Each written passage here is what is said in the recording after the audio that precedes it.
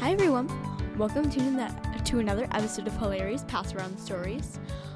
Today I'm going to have my dad on I'm for back. episode 9. So you already know a little bit about him, but can you please tell us your favorite food? My favorite food? You mean like the food I eat the most or the food that I like the most? Like the most.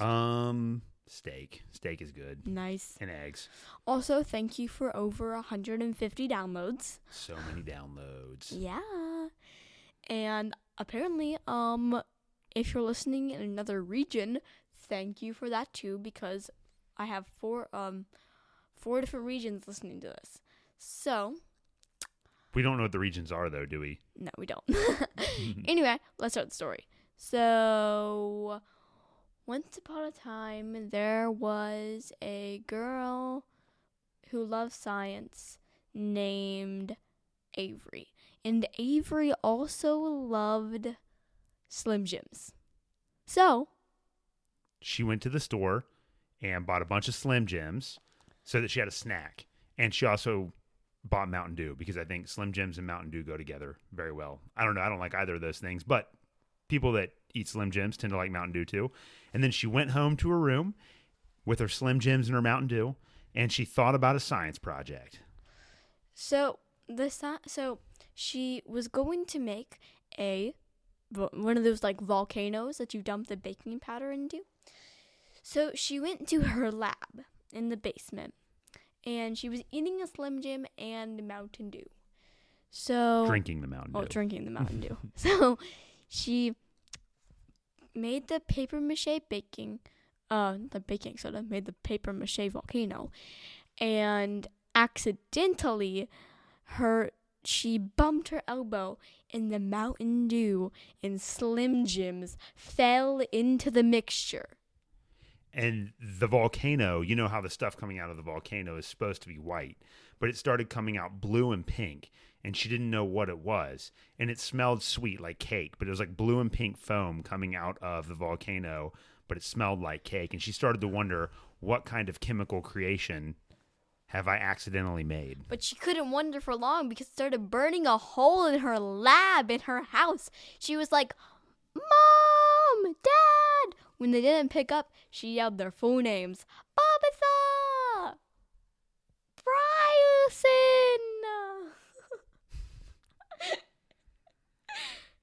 And they came running down. They were like, "What happened?" And she was like, "Well, there are a bunch of holes in our house. I'm not sure what chemical I came up with." So they didn't call 911. They called Sci-11.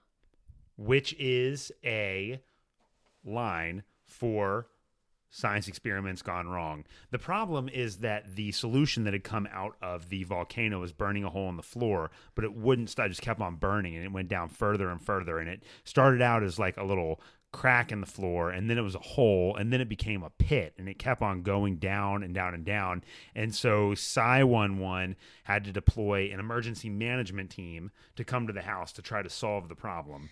Weirdly enough, her friends were on the science team, and they were super smart.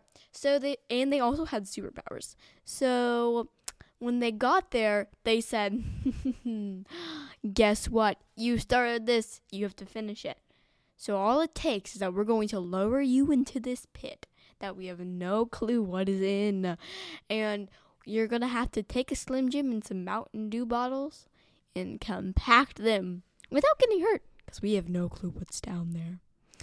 So they lowered her down into the hole, and then she started screaming because it was filled with Kittens. kittens. It turns out that the solution, when combined with dust and dirt, turned them into live kittens. But they weren't just any kittens. They were special kittens. And these kittens were special because they could turn into yarn.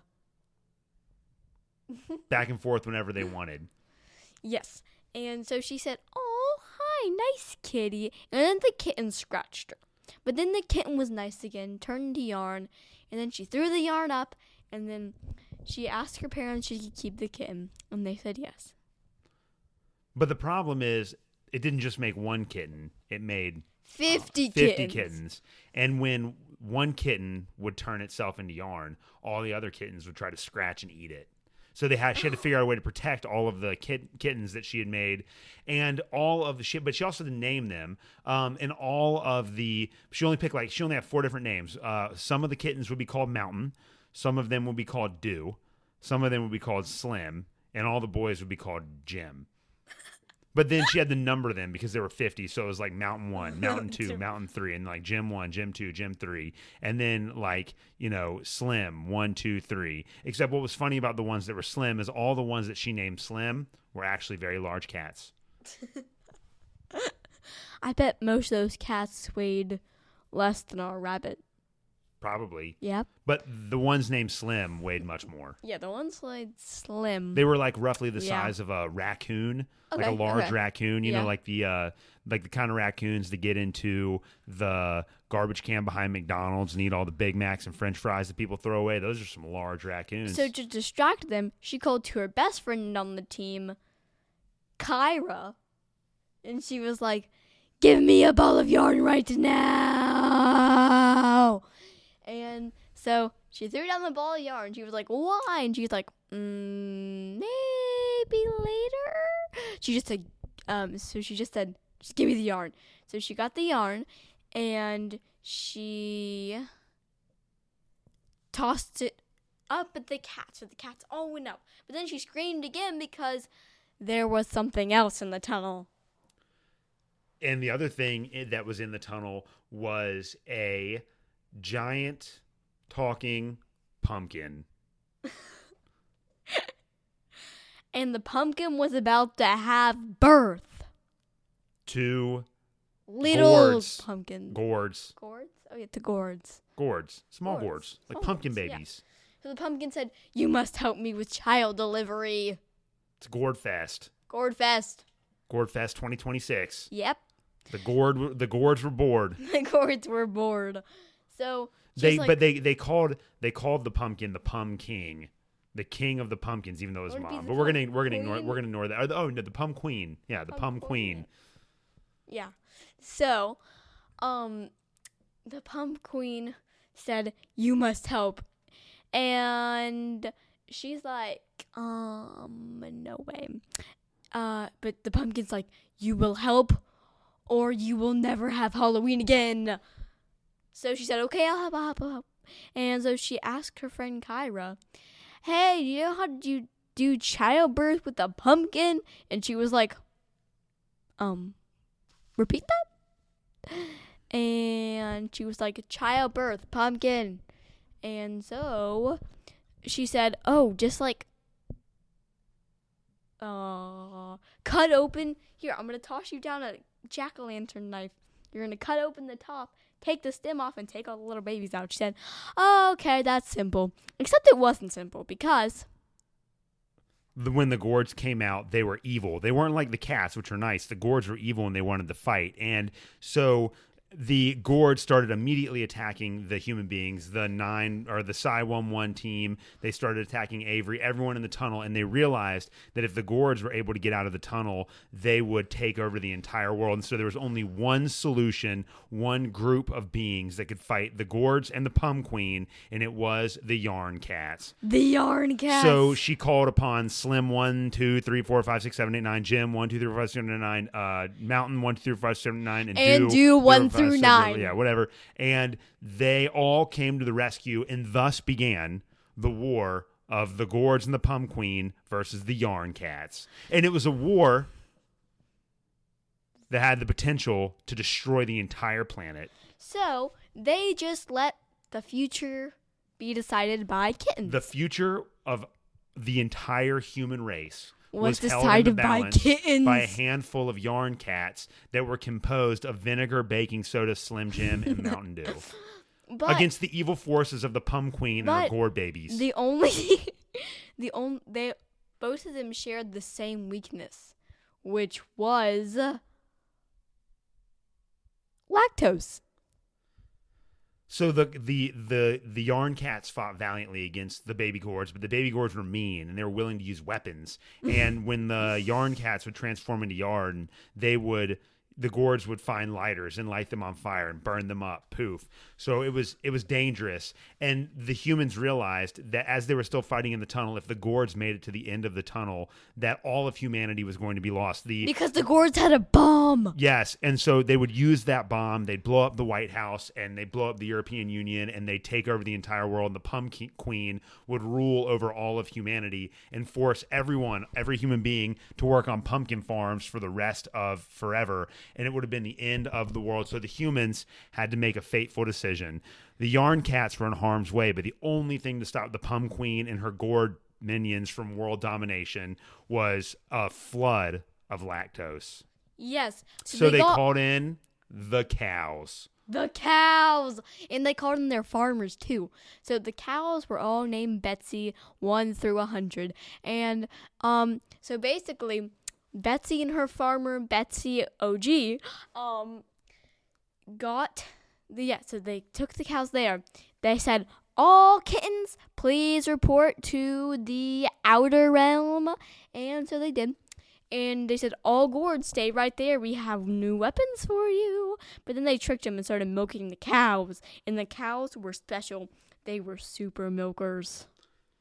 But the milk from the cows' udders filled up the entire tunnel. But the problem is that the gourds were able to fight through it a little bit. So the cats, realizing that the gourds weren't going to, that the gourds might make it, and the cows couldn't do it by themselves, made the ultimate sacrifice. They jumped in the lactose tunnel and fought the gourds while they were covered in lactose. And eventually, the gourds and the yarn cats all disintegrated. The yarn cats gave up everything to make sure the gourds could not make it out of the tunnel. And once the cows were done milking, the only way to prevent the gourds from ever coming back and ensuring that the Pum Queen did not enslave the entire human race was to fill the tunnel up with cement. And that's exactly what they did. They moved the cows out of the way. They filled the tunnel up with cement. And the war between the gourds and the yarn cats was over. But the problem is that all the yarn cats had sacrificed themselves. So Avery, before finishing her science project, had to set out to build a memorial. And the memorial